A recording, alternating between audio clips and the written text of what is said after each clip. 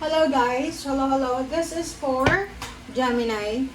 Gemini, welcome dito sa aking channel, Kapalaran 888. Welcome guys. Alamin natin kung anong messages, vibration, gabay energy para sa lahat ng Gemini. So this is money career financial reading for the month of August 2026.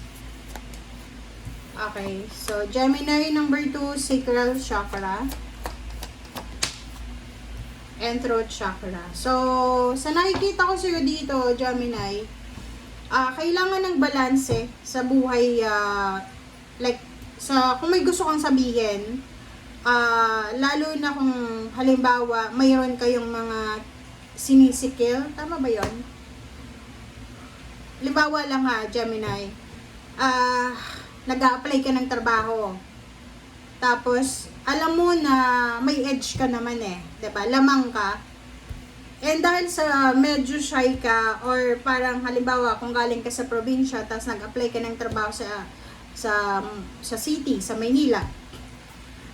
Alam mo sa sarili mo na kahit galing kang probinsya, may kakayahan ka na kumbaga pwedeng makipagkompetensya sa mga nag-aral sa Maynila. So, ang sabi ng baraso dito, nako, ipakita mo, show the world this month of August.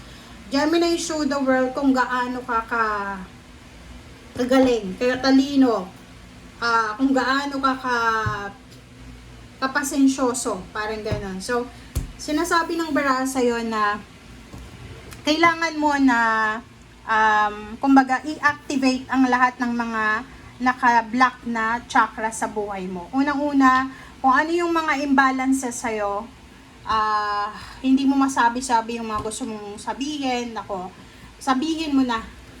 Okay, this month of August ay binibigyan ka ng opportunity ng universe na magawa kung ano yung mga dapat or gusto mong magawa sa buhay mo.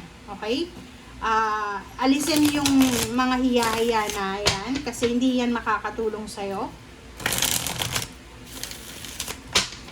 Pag may interview, nako, sumagot. Tama. Okay? Diba?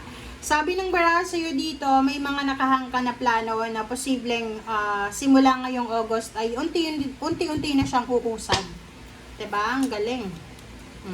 Sabi ng baraso sa'yo dito, may mga emotional pain and heartaches ka regarding sa salapi na posibleng magdi-disappear.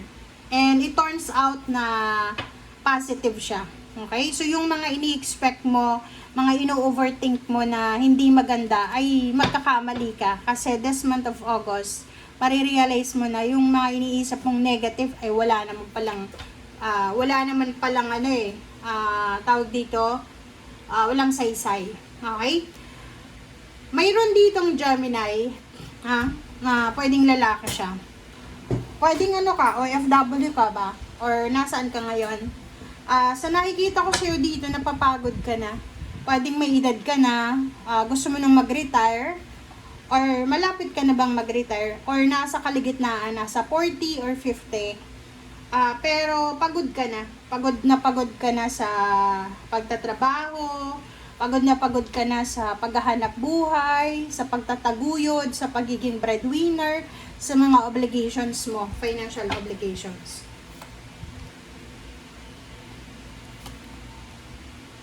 Okay, so sa ngayon, ang nakikita ko sa'yo dito, there's a Gemini na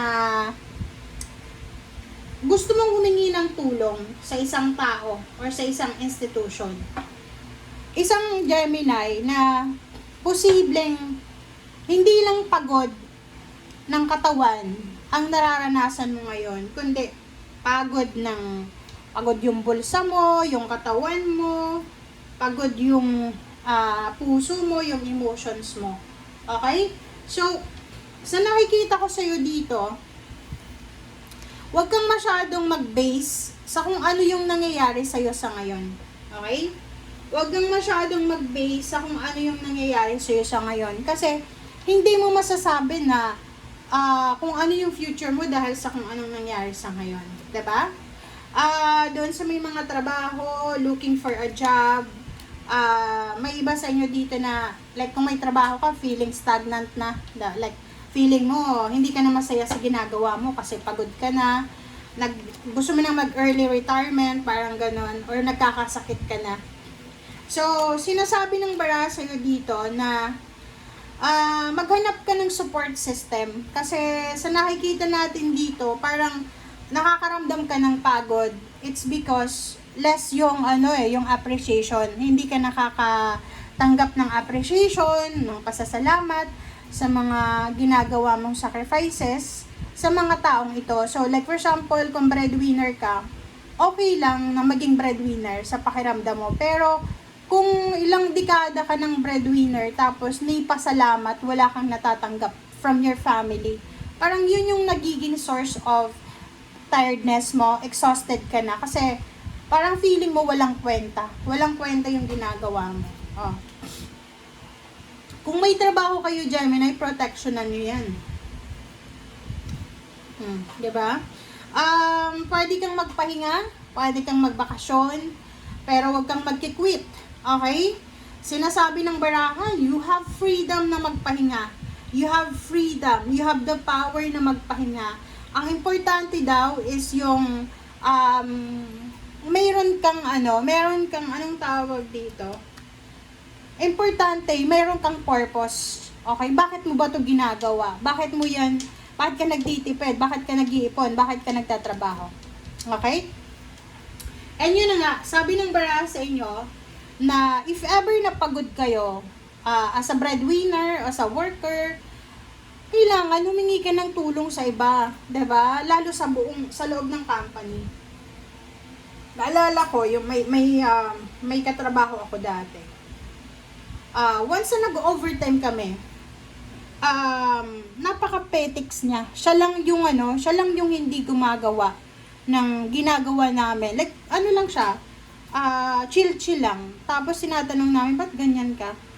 Tapos sabi niya, alam niyo ba, na kahit na magkasakit kayo dito sa kumpanyang to, sa kakatrabaho, okay, may sweldo kayo, may overtime kayo, pero kahit na magkasakit kayo, papalitan lang kayo ng kumpanya.